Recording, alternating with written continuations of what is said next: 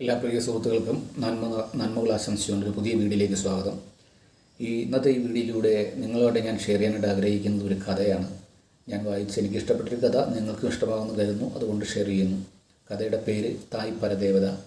ഇതെഴുതിയത് Shri TP വേണുഗോപാലനാണ്. അപ്പോൾ ഇതൊരു തെയ്യം പശ്ചാത്തലമായിട്ടുള്ള കഥയാണ്. തെയ്യം എന്ന് പറയുമ്പോൾ മലബാർ ഏരിയയിലൊക്കെ ഉള്ളവർക്ക് സുപരിചിതമായി തോന്നും. പക്ഷേ തെക്കോട്ടുള്ളവർക്ക് ഇപ്പോൾ ഈ നാടൻ പാട്ടുകളും മറ്റൊക്കെ വന്നതിന് ശേഷം തെയ്യത്തിൻ്റെ വേഷങ്ങളൊക്കെ കണ്ട് പരിചയം വന്നിട്ടുണ്ടാകും എന്നല്ലാതെ തെയ്യവുമായിട്ട് മലബാർ ഏരിയയിലുള്ള ആൾക്കാർക്ക് പരിചയമുള്ളതുപോലെ അത്ര സുപരിചിതമായിരിക്കത്തില്ല. അപ്പം ഇവിടെ ഈ തായ് പരദേവത ആയിട്ട് ഒരാളാണ് വേഷം കെട്ടുന്നത്. ആ വേഷം കെട്ടുന്ന ആ മനുഷ്യൻ ഉള്ളിലുള്ള മനുഷ്യാംശത്തെ മുഴുക്കെ മാറ്റി നിർത്തി ദേവതയായിട്ട് മാറണം, അമ്മയായിട്ട് മാറണം. അതിനുള്ള കഠിനമായിട്ടുള്ള അവരുടെ വ്രതങ്ങളും അനുഷ്ഠാനങ്ങളും പിന്നെ ആ ഒരു വേഷം കെട്ടുന്നത് തന്നെ ഒരു വളരെ വലിയൊരു ചടങ്ങാണ്. ചായം തേപ്പും അതുപോലെ തന്നെ അമ്മയുടെ തിരുമുടി എന്ന് പറയുന്നത് ശരിക്കും ആകാശത്തോളം ഉയർന്നു നിൽക്കുന്ന വിധത്തിലുള്ള ഒരു ട്രയാങ്കിൾ പോലുള്ള മുകളിലേക്ക് ഇങ്ങനെ നിൽക്കും. അത് നല്ല ഉയരത്തിൽ നിൽക്കും. അപ്പോൾ അത് ആദ്യം എഴുന്നേപ്പിച്ച് താങ്ങി നിർത്തുന്നത് തന്നെ ഒരു പണിയാണ്. കാൽ ചിലമ്പുണ്ടാവും, ചെണ്ടമേളത്തിൻ്റെ അകമ്പടിയിലൂടെ കുറച്ച് ചുവടുകൾ വയ്ക്കും. പിന്നീട് ഈ കഥയിൽ പറയുന്ന പോലെ ഈ കഥ തിരുവത്തൂർ എന്ന് പറയുന്ന ഒരു ഗ്രാമത്തിൽ, മലബാർ ഏരിയയിൽ കണ്ണൂരിലുള്ള തിരുവത്തൂർ എന്ന ഗ്രാമത്തിൽ നടക്കുന്നതായിട്ട് കഥാകൃത്ത് സങ്കല്പിച്ചുകൊണ്ടിരിക്കുന്ന കഥയാണ്. അപ്പോൾ ഈ കളിയാട്ടം കഴിഞ്ഞതിന് ശേഷം പിന്നീട് ഉരിയാട്ടലുണ്ട്. ഉരിയാട്ടൽ എന്ന് വെച്ച് കഴിഞ്ഞാൽ ഭക്തന്മാരുടെ സങ്കടങ്ങളെല്ലാം ദേവി കേൾക്കും, ദേവി ആശ്വാസവചനം അരുളും, അവർക്ക് ആശ്വാസമേകും. അതാണ് ഉരിയാട്ടൽ. ഈ കളിയാടുന്ന ആളുടെ കൂടെ ഒരു കല്ലാടി എന്ന് പറയുന്ന ഒരാളുടെ ഉണ്ടാവും. കല്ലാടി എന്ന് വെച്ച് കഴിഞ്ഞാൽ മറ്റൊന്നുമല്ല, ഈ തെയ്യത്തിന്, ഈ തായ് പരദേവതയുടെ വേഷം കെട്ടിയിരിക്കുന്ന ആ തെയ്യത്തിന് സഹായിയായിട്ട് നിൽക്കുന്ന ഒരാളാണ്. അതിനെയാണ് കല്ലാടി എന്ന് പറയുന്നത്. അപ്പോൾ ഇവിടെ തിരുവത്തൂർ ഇവിടെ അങ്ങനെ തായ് പരദേവത അങ്ങനെ നിൽക്കുന്ന സമയത്ത് വരിയായിട്ട് ആൾക്കാർ നിൽക്കുകയാണ്, ഉരിയാട്ടൽ കേൾക്കാൻ വേണ്ടി നിൽക്കുകയാണ്. അപ്പോഴാണ് ഈ തായ് പരദേവതയുടെ മുന്നിലേക്ക് ഒരാൾ വന്ന് ഇങ്ങനെ അദ്ദേഹത്തിൻ്റെ സങ്കടങ്ങൾ പറയുകയാണ്. അങ്ങനെയാണ് കഥ തുടങ്ങുന്നത് ഇങ്ങനെയാണ്: എനിക്ക് കിടന്നിട്ട് ഉറക്കം വരുന്നില്ല, എൻ്റെ ചങ്കിലിങ്ങനെ ആരോ ഉള്ളിലിട്ട് ആഴത്തിൽ കുത്തുകയാണ്, തിരിഞ്ഞും മറിഞ്ഞും കിടന്നിട്ടും അത് ഇരട്ടി ശക്തിയോടെ എൻ്റെ ചങ്കിലിട്ട് അങ്ങ് കുത്തുകയാണ്, എനിക്ക് ഒരിക്കലും സഹിക്കാൻ പറ്റുന്നില്ല, എല്ലാം അറിയുന്നല്ലോ അമ്മേ എന്ന്. അപ്പോഴാണ് ആ വാക്കുകൾ കേട്ടപ്പോഴാണ് തായ് പരദേവത ആ ഭക്തൻ്റെ മുഖത്തേക്ക് നോക്കുന്നത്. അത് മറ്റാരുമല്ല, ആ സ്ഥലത്തെ പ്രമാണിയായിട്ടുള്ള ബാലഗംഗാധരനാണ്. ബാലഗംഗാധരൻ എന്ന് പറയുമ്പോൾ അദ്ദേഹത്തിൻ്റെ പിതാവിനെ കുറിച്ച് പറയണം, എന്നാലേ ബാലഗംഗാധരനെ ശരിക്കും മനസ്സിലാവും. മേലോത്ത് മാധവൻ നമ്പ്യാരുടെ മൂത്ത മകനാണ് ബാലഗംഗാധരൻ. ഈ മേലോത്ത് മാധവൻ നമ്പ്യാർ ആ നാട്ടിലെ വളരെ പ്രശസ്തമായ, വളരെ ആദരിക്കപ്പെടുന്ന ഒരു വ്യക്തിത്വമായിരുന്നു. അദ്ദേഹത്തിൻ്റെ മൂത്ത മകനാണ് ഈ ബാലഗംഗാധരൻ. മേലോത്ത് മാധവൻ നമ്പ്യാർ പണ്ട് സ്വാതന്ത്ര്യ സമരക്കാലത്ത് ബ്രിട്ടീഷുകാരുടെ കണ്ണ് വെട്ടിച്ച് അവിടുത്തെ സ്കൂളിൽ ദേശീയ പതാകയൊക്കെ ഉയർത്തിയ ആളാണ്. അതുപോലെ തന്നെ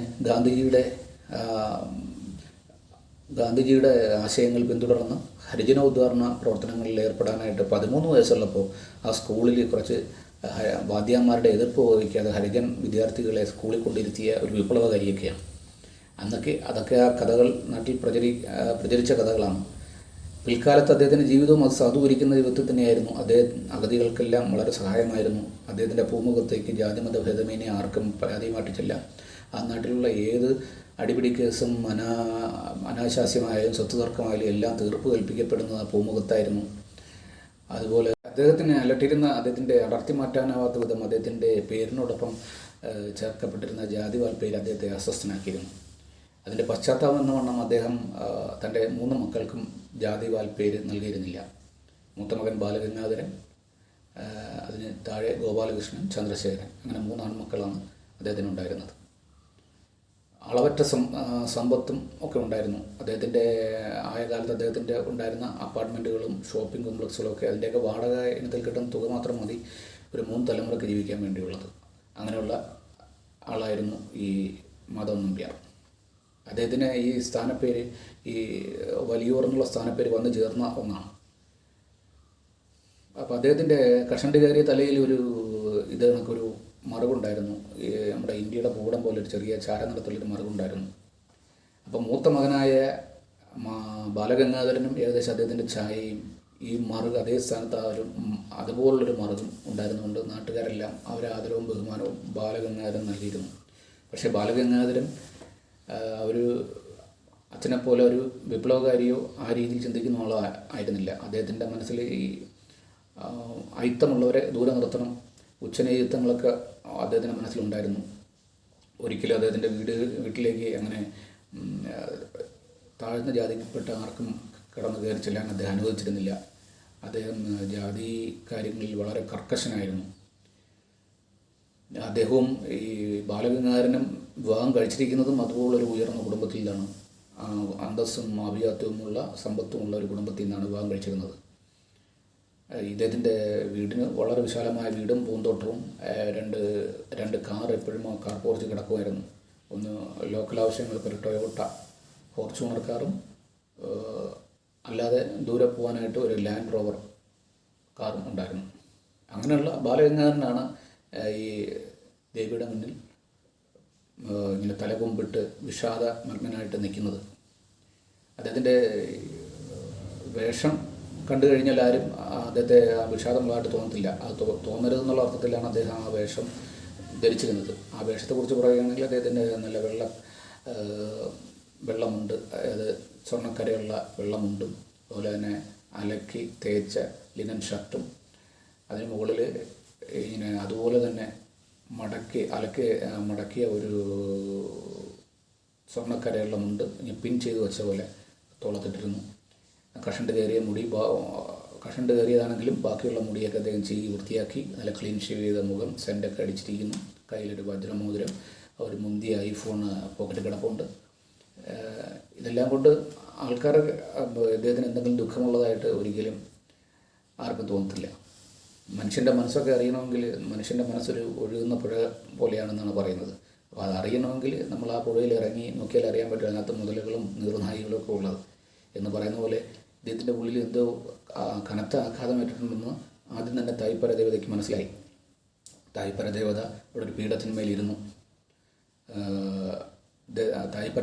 ഇദ്ദേഹത്തെ കണ്ടപ്പോഴേ തായ്പരദേവതയുടെ ഉള്ളിലിരിക്കുന്ന ലിജേഷാണ് ഈ വേഷം കെട്ടിയാടുന്നത്. ലിജേഷിൻ്റെ മനസ്സ് ഒന്ന് ഇളകിയിരുന്നു. ലിജേഷിനെ കുറിച്ച് പറയുകയാണെങ്കിൽ ലിജേഷ് ബാംഗ്ലൂർ വിപ്രോ കമ്പനിയിൽ ആർട്ടിയൽ ഡിസൈനർ എഞ്ചിനീയറായിട്ട് വർക്ക് ചെയ്യുന്ന ആളാണ്. അവിടെ നിന്ന് ലോസ് ഓഫ് പെയിലാണ്, ലീവില്ല, ലോസ് ഓഫ് പെയിലാണ് അദ്ദേഹം നാട്ടിൽ വന്ന് ഈ തായ്പരദേവയുടെ വേഷം കെട്ടിയാടുന്നത് എല്ലാ വർഷവും. അപ്പോൾ ഇത് ലിജേഷിനെ അല്ലാതെ മറ്റാരെയും കമ്മിറ്റിക്കാർക്കോ നാട്ടുകാർക്കോ തായ്പരദേവതയായിട്ട് വേഷം കെട്ടി സങ്കല്പിക്കാൻ പറ്റത്തില്ല. പലതവണ മാറ്റാൻ ശ്രമിച്ചെങ്കിലും നാട്ടുകാരുടെ എതിർപ്പ് കാരണം അത് നടന്നില്ല. 10ാം ക്ലാസ് കഴിഞ്ഞ അന്ന് മുതലേ ലിജേഷാണ് ഇവിടെ അമ്പലത്തിൽ തായ്പരദേവതയായിട്ട് വേഷം കെട്ടി തെയ്യമാടുന്നത്. അപ്പോൾ തായ്പരദേവത ആ പീഠത്തിന്മേലിരുന്നു. തൻ്റെ ഉള്ളിലുള്ള ലിജേഷ് ഇങ്ങനെ പതുക്കെ വാലനക്കുന്നത് തായ്പരദേവതയ്ക്ക് മനസ്സിലായി. അപ്പോൾ അതിനെ ഒന്ന് മാറ്റി വീണ്ടും തായ്പരദേവതയായിട്ട് തന്നെ മാറാൻ വേണ്ടി തൻ്റെ കാൽ ചിലമ്പ് ഒന്ന് നിലത്താഞ്ഞ് ചവിട്ടി കല്ലാടിയിൽ നിന്ന് കണ്ണാടി വാങ്ങി മുഖം ഒന്നുകൂടെ മിനുക്കി. എന്നിട്ട് ആശ്വാസവചനങ്ങൾ ഉരിയാട്ടൽ ബാലഗംഗാധരന് നൽകാൻ ശ്രമിച്ചു. പക്ഷേ ബാലഗംഗാധരനെ ആശ്വാസവചനങ്ങളൊന്നും ഏൽക്കുന്നില്ല എന്ന് മനസ്സിലായപ്പോൾ തൻ്റെ ഉരിയാട്ടലിൻ്റെ ശക്തി കുറഞ്ഞു പോയോ എന്ന് ഈ ലിജേഷ്, തായ്പരദേവതയുടെ ഉള്ളിലുള്ള ലിജേഷ് ശങ്കിക്കുന്നു. അപ്പോൾ എന്താണ് തൻ്റെ ദുഃഖമെന്നുള്ളത് ഒരിക്കലും ബാലഗംഗാധരൻ തുറന്നു പറയുന്നില്ല. എല്ലാം അമ്മയ്ക്ക് അറിയാമല്ലോ, അമ്മ അറിയുന്നതല്ലേ എന്ന് പലതവണ പറയുന്നുണ്ട്. അപ്പോൾ എല്ലാം അറിയുന്നത് പോലെ തായ്പരദേവത ഭാവിച്ചു, ലിജേഷ് ഭാവിച്ച് ഇരിക്കുകയാണ്. പക്ഷേ എന്നിട്ട് ആശ്വാസവചനങ്ങളും ബാലഗംഗാധരൻ്റെ കൈയൊക്കെ പിടിച്ചിട്ട് വീണ്ടും ആശ്വാസവചനങ്ങളും സമ്പത്തുകളും ഐശ്വര്യങ്ങളും ഒക്കെ ഇനിയും വരും എന്നൊക്കെ പറയുന്നുണ്ടെങ്കിലും അതൊന്നും കേട്ടിട്ട് ശാന്തമാകുന്നില്ല ബാലഗംഗാധരൻ്റെ ആ ഒരു മനസ്സ്. ഒടുവിൽ തായ്പരദേവത പറയും, എനിക്ക് ത്രിലോക ജ്ഞാനിയാണ് ഞാൻ അമ്മ, എങ്കിലും നിൻ്റെ മനസ്സിലെ ഭാരം ഒഴിഞ്ഞു പോകുന്നതിന് വേണ്ടി നീ ഒരു കാര്യം ചെയ്യും, നിൻ്റെ ആ ദുഃഖങ്ങളെല്ലാം ഒന്ന് വെളിയിലേക്ക് എൻ്റെ ചെവിയിലേക്ക് പറയുക എന്ന് പറഞ്ഞു. അപ്പോൾ അത് കേട്ടിട്ട് അങ്ങനെ ബാലഗംഗാധരൻ സങ്കടം പറഞ്ഞു തുടങ്ങി. തൻ്റെ സങ്കടം മറ്റൊന്നുമല്ല. ആണായിട്ട് പെണ്ണായിട്ട് എനിക്ക് ഒരാളാണുള്ളത്, എനിക്കൊരു മകളാണുള്ളത്. കുട്ടിക്കാലം മുതലേ അവളുടെ ഇഷ്ടത്തിനനുസരിച്ചാണ് ഞാൻ വളർത്തിയത്. അവൾ പഠിക്കാൻ മിടുക്കിയായിരുന്നു. അവൾ എല്ലാ ക്ലാസ്സിലും പഠിച്ച് മിടുക്കിയായി വളർന്നു. അവൾക്ക് പഠിച്ചിട്ട് വിദേശത്ത് പോകണം, അല്ലെങ്കിൽ ഈ സ്വന്തം നാട്ടിലേക്കല്ല മറ്റ് സ്ഥലങ്ങളിലേക്ക് പോകണം, ജോലി വേണമെന്നൊക്കെ പറഞ്ഞപ്പോൾ ഞാൻ എതിർത്തില്ല. അവളുടെ ഇഷ്ടത്തിന് സ്വാതന്ത്ര്യത്തിന് വിട്ടുകൊടുത്തു. അവൾക്ക് ആദ്യം എറണാകുളത്ത് ജോലി കിട്ടി, IT കമ്പനിയിൽ ജോലി കിട്ടി. അത് കഴിഞ്ഞ് അവൾ പൂനെയിലോ ബാംഗ്ലൂരോ ഒക്കെ പോയി. അതിനൊന്നും ഞാൻ എതിരെ നിന്നില്ല. വല്ലപ്പോഴും ഒക്കെ ഫോൺ ചെയ്ത് പറയും, ഞാൻ എവിടെയാണെന്ന് പറയും. അത്രമാത്രമാണ് അവളെക്കുറിച്ചുള്ള ഞാൻ അറിയാൻ പറ്റുന്നത്. പക്ഷേ അതൊന്നും അല്ല പ്രശ്നം. അവൾ ഒരാളുമായിട്ട് ഇഷ്ടത്തിലാണ്, അവൾ അയാളെ വിവാഹം കഴിച്ചു എന്നുള്ള ശാഠ്യത്തിലാണ്. ശരി, അങ്ങനെ ആയിക്കോട്ടെ. പക്ഷേ ആ വിവാഹം കഴിക്കുന്ന ആൾ അവിടെയാണ് പ്രശ്നം. എന്നിട്ട് തായ്പരദേവതയുടെ ചെവിയിലോട്ട് ഒന്നുകൂടി മറ്റാരും കേൾക്കുന്നില്ല എന്ന് ഉറപ്പുവരുത്തിയിട്ട് ബാലഗംഗാധരൻ പറഞ്ഞു, അതൊരു നീച ജാതിക്കാരനാണ്, അവൻ്റെ ജാതി കേട്ടാൽ എനിക്ക് ഓക്കാനം വരും. അങ്ങനെയുള്ള ഒരാളെപ്പോലും ഞാൻ എൻ്റെ പൂമുഖത്തോ എൻ്റെ തറവാട്ടിലോ കയറ്റിയിട്ടില്ല ഇന്നേ വരെ. അങ്ങനെ ഒന്നും സംഭവിക്കത്തേയില്ല. പക്ഷേ അവൾക്ക് അവനെ മതി എന്നറിഞ്ഞപ്പോൾ ഞാൻ അവൻ്റെ ജാതി അറിഞ്ഞപ്പോഴേ എനിക്ക് ഓക്കാനം വന്നു. ഞാൻ പറഞ്ഞല്ലോ, അവൻ്റെ വീടോ നാടോ അവനെക്കുറിച്ച് പിന്നെ ഞാൻ ചിന്തിച്ചതേ ഇല്ല. അവളെന്നെ എൻ്റെ ഉള്ളിൽ മരിച്ചു കഴിഞ്ഞു. പക്ഷേ അവളുടെ കുറിച്ചുള്ള ഓർമ്മകളാണ് ഇപ്പോൾ എന്നെ അലട്ടിക്കൊണ്ടിരിക്കുന്നത്.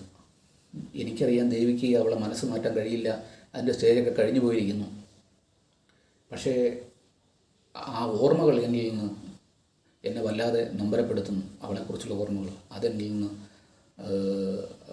മാറ്റിത്തരണം ദേവി എന്ന് പറയുകയാണ്. അപ്പോൾ ഇത് മറ്റൊന്നുമല്ല തന്നിൽ നിന്ന് പ്രതീക്ഷിക്കുന്നത്, ഈ ഓർമ്മകൾ മാറ്റിത്തരണം എന്നുള്ളത് മാത്രമാണെന്ന് കേട്ടപ്പോൾ തായ്പരദേവതയ്ക്ക് ഒരാശ്വാസമായി. ഉള്ളിലൊരു പ്രത്യേകതരം ഒരു വികാരമുണ്ടായി, ഒരു പോസിറ്റീവായിട്ടുള്ള വികാരമുണ്ടായി. ഈ പ്രശ്നത്തിന് എനിക്ക് തരണം ചെയ്യാൻ കഴിയും, ഈ ആശ്വാസമേകാൻ കഴിയും എന്നുള്ള ഒരു വിശ്വാസം ആ തായ്പരദേവതയുടെ ഉള്ളിലുള്ള ലിജേഷിന് തോന്നി.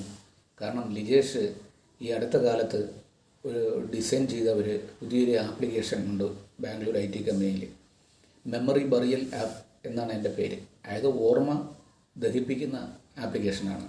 നമുക്ക് ആ ആപ്ലിക്കേഷൻ ഇൻസ്റ്റാൾ ചെയ്തിട്ട് നമ്മുടെ ഇൻസ്റ്റാൾ ചെയ്ത് കഴിഞ്ഞതിന് ശേഷം നമ്മുടെ ബ്രെയിനിലുള്ള എല്ലാ മെമ്മറിയും അത് അനലൈസ് ചെയ്യും. എന്നിട്ട് നമ്മളോട് ആവശ്യപ്പെടും ഏത് മെമ്മറിയാണ് ഡിലീറ്റ് ചെയ്യേണ്ടതെന്ന് വെച്ച് കഴിഞ്ഞാൽ യെസ് അമർത്തി കഴിഞ്ഞാൽ ആ മെമ്മറി ഡിലീറ്റ് ആവും.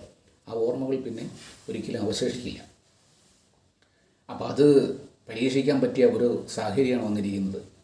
അത് ഒരിക്കൽ കൂടി പരീക്ഷിച്ച് വിജയിച്ചതാണ്, ഒരിക്കൽ കൂടി പരീക്ഷിക്കാനുള്ള ഒരു സാഹചര്യമാണ് വന്നിരിക്കുന്നത്.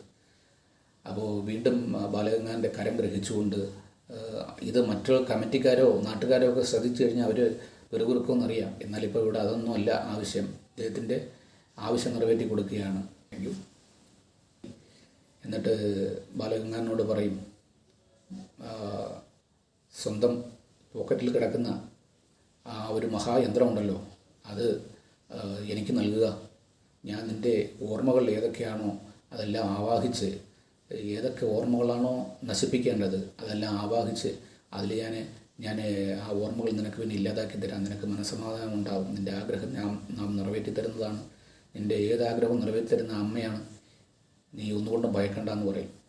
എന്താണെന്ന് പൂർണ്ണമായിട്ട് മനസ്സിലായില്ലെങ്കിലും ബാലഗംഗാധരൻ കീശയിൽ നിന്ന് ഐഫോൺ എടുത്ത് തായ്പരദേവതയ്ക്ക് കൊടുക്കുന്നു. തായ്പരദേവത അതോടൊപ്പം തന്നെ പ്രസാദമായിട്ട് മഞ്ഞളും തെച്ചിപ്പൂവും ബാലഗംഗാധരന് കൊടുക്കുന്നു. മഞ്ഞപ്പൊടി കുറച്ച് വായിലേക്ക് ഇട്ടിട്ട് തെച്ചിപ്പൂ ചെവിയിൽ തിരികെ ബാലഗംഗാധരൻ നിൽക്കുന്ന സമയത്ത് നിമിഷാർദ്ധത്തിൽ തന്നെ ലിജേഷ് ആ ആപ്ലിക്കേഷൻ ഇൻസ്റ്റാൾ ചെയ്തു. എന്നിട്ട് ബാലഗംഗാധരൻ നൽകുന്നു. എന്നിട്ട് പറഞ്ഞു, നിൻ്റെ അലട്ടുന്ന ഓർമ്മകൾ ഇനി ഒരിക്കലും നിനക്കുണ്ടാവില്ല. നീ ആശ്വാസത്തോടെ വീട്ടിലേക്ക് പോയിക്കോളെന്ന് പറയും. അത് കേൾക്കുമ്പോൾ ബാലഗംഗാധരൻ്റെ അതുവരെ മങ്ങിയിരുന്ന മുഖം പൂ പോലെ വിടർന്നു. ബാലഗംഗാധരൻ തിരികെ പോകുന്നു. അതിനുശേഷം ഉരിയാട്ടലിന് വരിയായിട്ട് നിൽക്കുന്ന മറ്റു പലരുടെയും പരിദേവനങ്ങളും ഒക്കെ ലിജേഷ് കേട്ടു. അപ്പോഴൊക്കെ ലിജേഷിൻ്റെ ഉള്ളിലിരുന്ന് ലിജേഷിൻ്റെ മനസ്സ് മന്ത്രിക്കുകയായിരുന്നു. ഇത് കഴിഞ്ഞ് ഈ ആത്മം കഴിഞ്ഞ് ഈ മുടി അഴിച്ചിട്ട് ദേവിയുടെ ആ ഒരു മുടിയെല്ലാം അഴിച്ചിട്ട് ആത്മം കഴിഞ്ഞിട്ട് ബാംഗ്ലൂരേക്ക് വിളിച്ചിട്ട് അവളെ വിളിച്ച് പറയണം, പണ്ട് ശുശ്വരനായ ദക്ഷൻ്റെ തലയേർത്താണ് ശിവൻ ചെയ്തതെങ്കിൽ ഇന്നെൻ്റെ ഭാവി ശുശ്വരൻ്റെ തലച്ചോറിൻ്റെ പാതി ഞാൻ അറുത്ത് മാറ്റി വച്ചിട്ടുണ്ട് എന്ന് അവളോട് വിളിച്ച് പറയണം. ഇത്രയും പറഞ്ഞുകൊണ്ടാണ് കഥ അവസാനിക്കുന്നത്. ഈ കഥ നിങ്ങൾക്ക് ഇഷ്ടമായെന്ന് വിശ്വസിക്കുന്നു. ഇഷ്ടമായെങ്കിൽ ലൈക്ക് ചെയ്യുക, കമൻറ്റ് ചെയ്യുക. കഥ സംക്ഷിപ്ത രൂപത്തിലാണ് ഞാൻ അവതരിപ്പിക്കാൻ ശ്രമിച്ചത്. കുറേ കൂടി എലാബറേറ്റായിട്ട് കഥ ഉണ്ട്. എല്ലാവർക്കും ഇഷ്ടമായെന്ന് വിശ്വസിക്കുന്നു.